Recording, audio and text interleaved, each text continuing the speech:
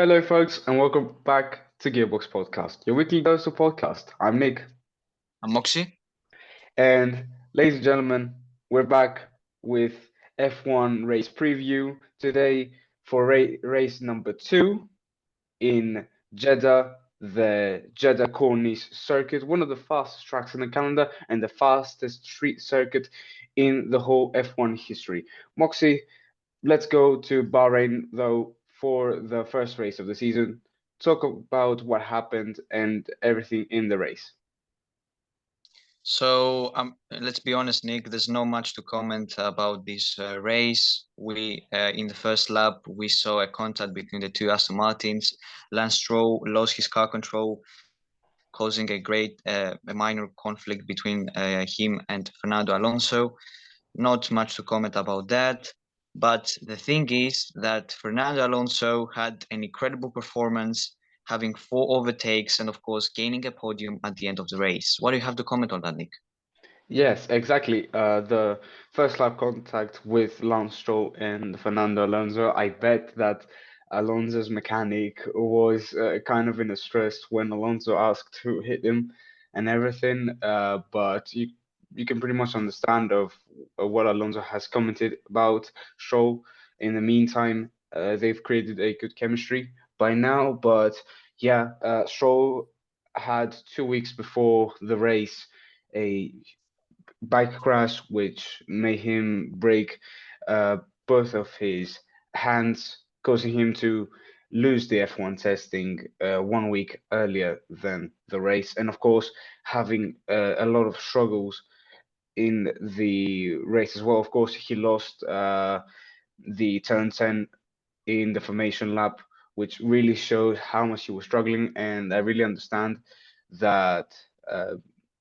It was quite obvious that you could lose control at any moment or lose a breaking point or a steering point of the apex, let's say.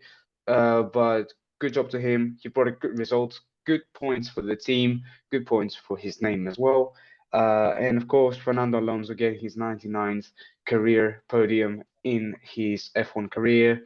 What a podium! Aston Martin are looking great, and of course, more time at the tunnel than Red Bull. We probably will have a great season this year between Fernando Alonso and Max Verstappen. I believe they're going to have a great fight till the end. Moxie, what do you think about that?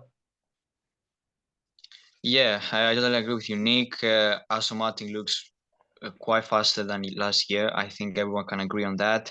And maybe we can see, maybe we'll see a fight between him, Fernando Alonso, and Max Verstappen. I think that he's capable of having a fight with the second-time world champion. And right now, let's talk about the terrible performance of the McLaren. Piastri had issues with his steering wheel, and Lando Norris just couldn't pace up with race with circuit. Nick, what do you have to comment on that?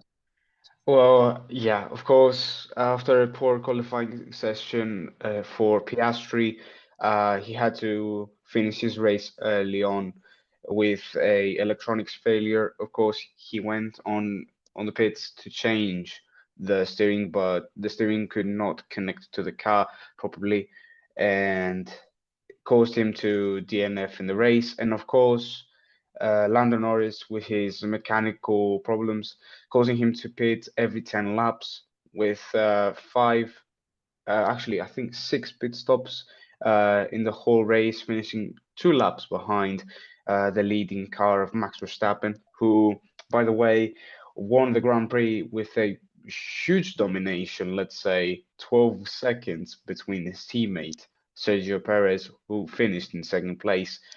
You can pretty much say that, well, Red Bull are having the best time of their lives at the moment. What do you think about that?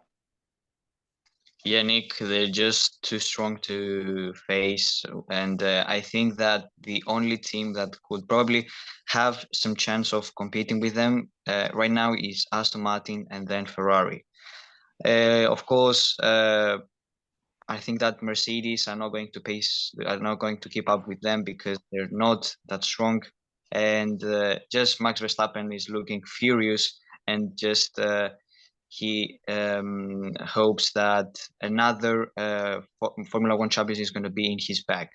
And right now, last of all, let's talk about the DNF of Charles Leclerc having liability issues with the car. Quite disappointing performance, not by Leclerc, but by the Ferrari team.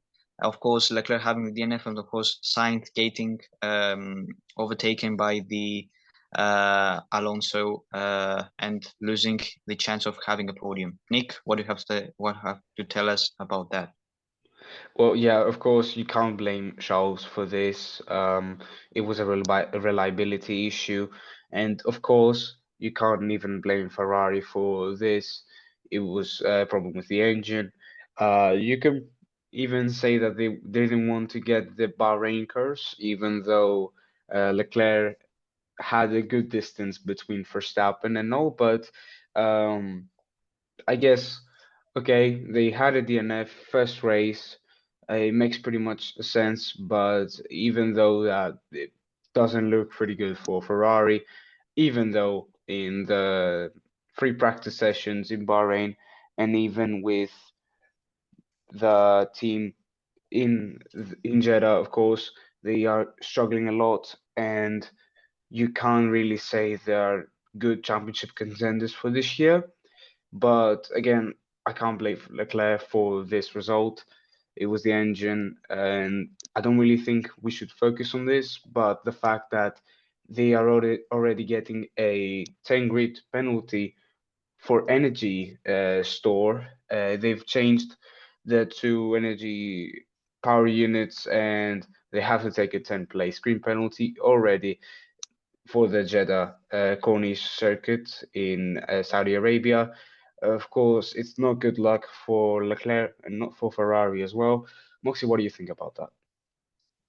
Yeah, I remember watching YouTube and seeing a notification by the Formula One channel talking about this and the grid penalty Charles Leclerc is going to have. Quite disappointing, and yeah, they're just unlucky with this in this Formula One season. And just let's hope that they're going to bring some points to the team. Nick, back to you. Yeah, I really hope so. I can't imagine the feeling of a Ferrari fan at the moment, with what is happening to the team.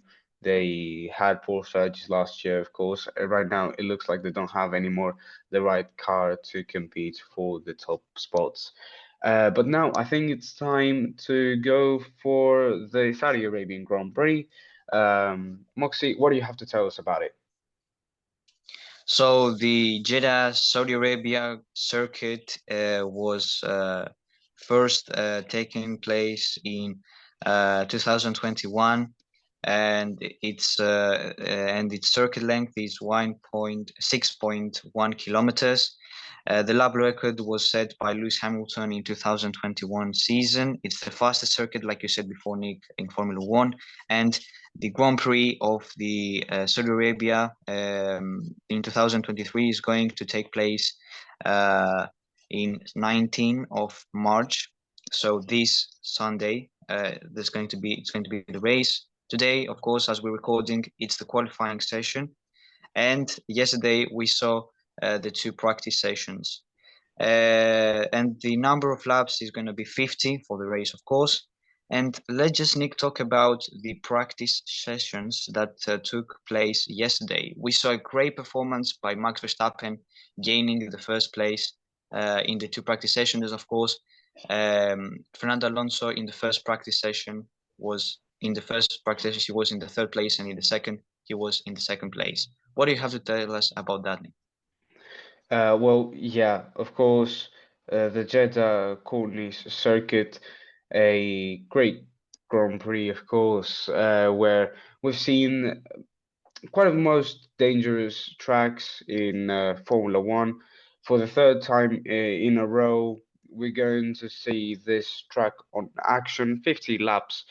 Of course, this weekend in the race, and the lap record by Lewis Hamilton looks like it's going to be broken by today. I guess you can't really say it's going to be in qualifying, but in the race, the lap times are looking quite faster than in 2021, and we might see a new lap record, maybe by Fernando Alonso or Max Verstappen if they have the right compounds. And also, we should add that the track and the drivers and the car in total have more downforce to play with, and it looks like they might be in a two-stopper rather than a one-stop, which we've seen probably a soft hard, or a soft medium hard will be the option for this weekend's race, but it's only time to tell, and we can't wait for the race to start tomorrow. Moxie, back to you.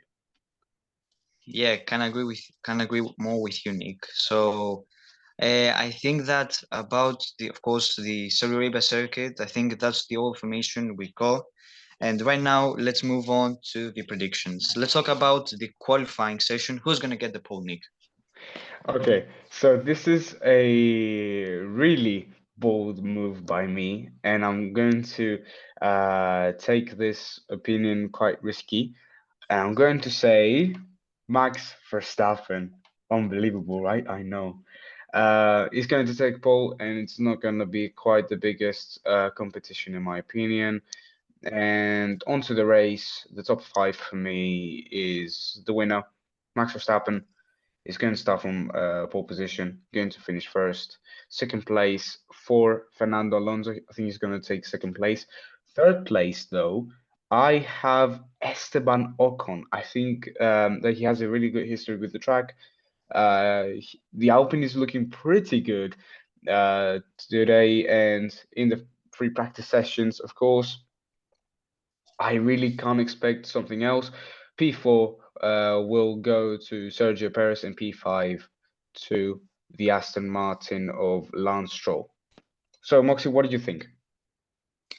So we have the same opinion about the qualifying session. I think the pole position is going to be given to Max Verstappen quite easily.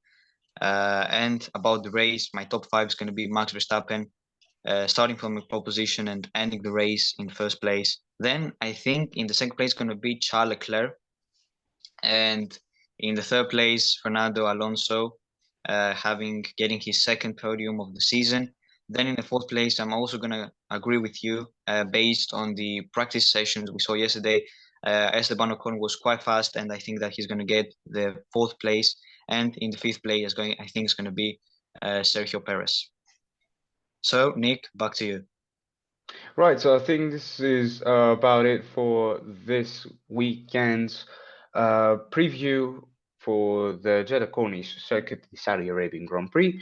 It's been Nick, It's been Moxi. and we'll see you guys for the next one. See ya. See you guys.